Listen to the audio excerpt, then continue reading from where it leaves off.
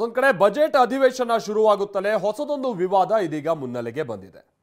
ಅದರಲ್ಲೂ ಸರ್ಕಾರಿ ಗುತ್ತಿಗೆಯಲ್ಲಿ ಮುಸ್ಲಿಮರಿಗೆ 4% ಮೀಸಲಾತಿ ಕಲ್ಪಿಸೋದಕ್ಕೆ ಸರ್ಕಾರ ನಿರ್ಧಾರಕ್ಕೆ ಬಂದಿರುವಂಥದ್ದು ಅಥವಾ ಅಂತ ಒಂದು ಪ್ರಕ್ರಿಯೆಗೆ ಮುಂದಾಗ್ತಾ ಇರುವಂಥದ್ದು ವಿರೋಧ ಪಕ್ಷಗಳ ಆಕ್ರೋಶಕ್ಕೆ ಕಾರಣ ಆಗ್ತಾ ಇದೆ. ಹಾಗಾದ್ರೆ ಸರ್ಕಾರ ಏನು ಯೋಚಿಸ್ತಾ ಇದೆ, ಇದು ಹೇಗೆ ಮುಂದೆ ಒಂದು ವಿವಾದದ ರೂಪವನ್ನ ಪಡಿಬಹುದು, ಬನ್ನಿ ನೋಡೋಣ.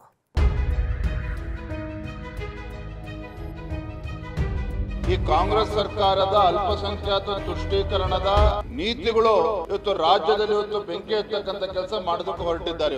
ಬಹುಸಂಖ್ಯಾತರಾದಂತಹ ಹಿಂದೂಗಳ ಕಥೆ ಅರಬ್ಬಿ ಸಮುದ್ರಕ್ಕೆ ಹೋಗಿ ಬೀಳ್ಬೇಕಾ, ಅದನ್ನ ನಮ್ಮ ಸರ್ಕಾರ ಬಂದ ಮೇಲೆ 100% ಕಿತ್ತಾಕ್ತಾರೆ. ಉದ್ದೇಶ ಏನಂದ್ರೆ ಹಿಂದೂಗಳನ್ನ ಒಂದು ರೀತಿ ಅಪಮಾನ ಮಾಡುವಂತ ಕೆಲಸ ಇವತ್ತು ಮಾಡ್ತಾ ಇದ್ದಾರೆ. ಅಲ್ಪಸಂಖ್ಯಾತ ಸಣ್ಣ ಗುತ್ತಿಗೆದಾರರಿಗೂ ಕೂಡ ಅವಕಾಶ ಕೊಡಬೇಕು ಅಂತ ಕೇಳ್ಕೊಂಡಿದ್ದೇವೆ.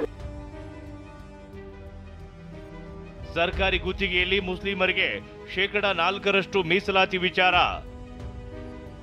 ಅಲ್ಪಸಂಖ್ಯಾತ ತುಷ್ಟೀಕರಣ ಎಂದು ಬಿಜೆಪಿ ರೋಷಾವೇಶ. ರಾಜ್ಯ ಸರ್ಕಾರದ ನಿರ್ಧಾರಕ್ಕೆ ಕೇಸರಿ ಪಡಿಯಿಂದ ವಿರೋಧ.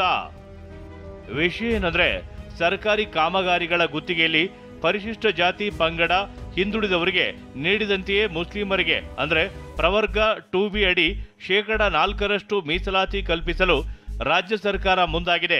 ಗುತ್ತಿಗೆ ಕಾಮಗಾರಿಗಳಲ್ಲಿ ಎಸ್ಸಿ ಮತ್ತು ಎಸ್ಟಿ ಜನಾಂಗಕ್ಕೆ ಹಾಗೂ ಹಿಂದುಳಿದ ಸಮುದಾಯದವರಿಗೆ ಮೀಸಲಾತಿ ನೀಡಿದ ಮಾದರಿಯಲ್ಲಿ ಮುಸ್ಲಿಂ ಸಮುದಾಯದ ಗುತ್ತಿಗೆದಾರರಿಗೂ 4% ಮೀಸಲಾತಿ ನೀಡಬೇಕೆಂದು ಅಲ್ಪಸಂಖ್ಯಾತ ನಾಯಕರು ಮನವಿ ಸಲ್ಲಿಸಿದರು. ಇದೀಗ ಮನವಿಯನ್ನ ಪರಿಗಣಿಸಿ ಮೀಸಲಾತಿ ಕಲ್ಪಿಸೋಕೆ ಸರ್ಕಾರ ಮುಂದಾಗಿದೆ. ಸರ್ಕಾರ ಬೆಂಕಿ ಹಚ್ಚೋ ಕೆಲಸ ಮಾಡ್ತಿದೆ ಎಂದ ಬಿವೈವಿ. ಸರ್ಕಾರದ ನಿರ್ಧಾರಕ್ಕೆ ವಿರೋಧಿಸಿದ ಬಿಜೆಪಿ ರಾಜ್ಯಾಧ್ಯಕ್ಷ ವಿಜಯೇಂದ್ರ ಬೆಂಕಿ ಹಚ್ಚೋ ಕೆಲಸ ಮಾಡಲಾಗ್ತಿದೆ ಅಂತ ಕಿಡಿಕಾರಿದರು. ಇನ್ನು ಸರ್ಕಾರಿ ಗುತ್ತಿಗೆಯಲ್ಲಿ ಮುಸ್ಲಿಮರಿಗೆ ಮೀಸಲಾತಿ ಖಂಡಿಸಿದ ವಿಪಕ್ಷ ನಾಯಕ ಅಶೋಕ್, ನಮ್ಮ ಸರ್ಕಾರ ಬಂದ್ರೆ ಎಲ್ಲವನ್ನ ಕಿತ್ತೊಗೆಯುತ್ತೀವಿ ಎಂದರು. ಸರ್ಕಾರದ ನಿರ್ಧಾರ ಸಂವಿಧಾನ ವಿರೋಧಿ ಅಂತ ಬಿಜೆಪಿ ಶಾಸಕ ಯತ್ನಾಳ್ ಆಕ್ರೋಶಗೊಂಡರು.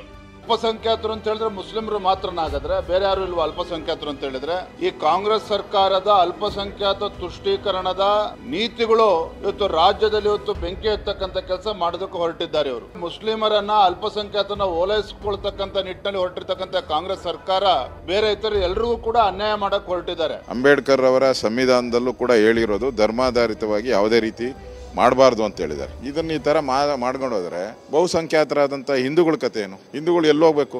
ಅರಬ್ಬಿ ಸಮುದ್ರಕ್ಕೆ ಹೋಗಿ ಬೀಳ್ಬೇಕಾ? ಹಂಗಾರೆ ಬದುಕೇ ಇಲ್ವಾ ಹಿಂದೂಗಳಿಗೆ? ಇವ್ರು ಯಾವ್ದಾವ್ದು ಮಾಡಿದಾರ ಅದನ್ನೆಲ್ಲ 100% ಕಿತ್ತಾಕ್ತಿರಿ. ಇವ್ರು ಏನೇ ರಿಸರ್ವೇಶನ್ ಮಾಡಿದ್ರು ಅದನ್ನ ನಮ್ಮ ಸರ್ಕಾರ ಬಂದ ಮೇಲೆ 100% ಕಿತ್ತಾಕ್ತಿರಿ. ಇವತ್ತು 4% ಏನು ಇವತ್ತು ರಿಸರ್ವೇಷನ್ ಮಾಡುವಂತ ರಾಜ್ಯ ಸರ್ಕಾರ ಇದು ಒಂದು ರೀತಿ ಸಂವಿಧಾನ ವಿರೋಧಿಯಾದಂಥ ನಿರ್ಣಯ ತಗೋತಾ ಇದ್ದಾರೆ. ಇದನ್ನ ನಾವು ವಿಧಾನಸಭೆಯಲ್ಲೂ ವಿರೋಧ ಮಾಡ್ತೀವಿ, ಮುಂದೆ ಭವಿಷ್ಯದಲ್ಲಿ ನ್ಯಾಯಾಲಯದಲ್ಲೂ ನಾವು ಇದನ್ನ ಪ್ರಶ್ನೆ ಮಾಡ್ತೀವಿ. ಉದ್ದೇಶ ಏನಂದ್ರೆ ಹಿಂದೂಗಳನ್ನ ಒಂದು ರೀತಿ ಅಪಮಾನ ಮಾಡುವಂತ ಕೆಲಸ ಇವತ್ತು ಮಾಡ್ತಾ ಇದ್ದಾರೆ. ಇತ ಸರ್ಕಾರದ ನಿರ್ಧಾರವನ್ನ ಶಾಸಕ ರಿಜ್ವಾನ್ ಅರ್ಷದ್ ಸ್ವಾಗತ ಮಾಡಿದರು. ಅಲ್ಪಸಂಖ್ಯಾತರು ಅಂದ್ರೆ ಬರೀ ಮುಸಲ್ಮಾನರಲ್ಲ, ಕ್ರೈಸ್ತರು ಇದ್ದಾರೆ, ಬೌದ್ಧರಿದ್ದಾರೆ, ಜೈನರಿದ್ದಾರೆ, ಸಿಖ್ರಿದ್ದಾರೆ, ಎಲ್ಲರೂ ಸೇರಿ ಹೇಗೆ ದಲಿತ ಸಮುದಾಯಕ್ಕೆ ಕೊಟ್ಟಿದ್ದೀರಿ, ಹಿಂದುಳಿದ ವರ್ಗಕ್ಕೆ ಕೊಟ್ಟಿದ್ದೀರಿ, ಅದೇ ರೀತಿ ಅಲ್ಪಸಂಖ್ಯಾತ ಸಣ್ಣ ಗುತ್ತಿಗೆದಾರರಿಗೂ ಕೂಡ ನಮಗೆ ಅವಕಾಶ ಕೊಡಬೇಕು ಅಂತ ಕೇಳ್ಕೊಂಡಿದ್ದೇವೆ. ಅದೇನೇ ಹೇಳಿ, ಸರ್ಕಾರಿ ಗುತ್ತಿಗೆಯಲ್ಲಿ ಮುಸ್ಲಿಮರಿಗೆ 4% ಮೀಸಲಾತಿ ಕಲ್ಪಿಸೋಕೆ ಸರ್ಕಾರ ನಿರ್ಧಾರಕ್ಕೆ ಮುಂದಾಗಿರೋದು ಆರಂಭದಲ್ಲೇ ವಿರೋಧ ವ್ಯಕ್ತವಾಗಿದೆ.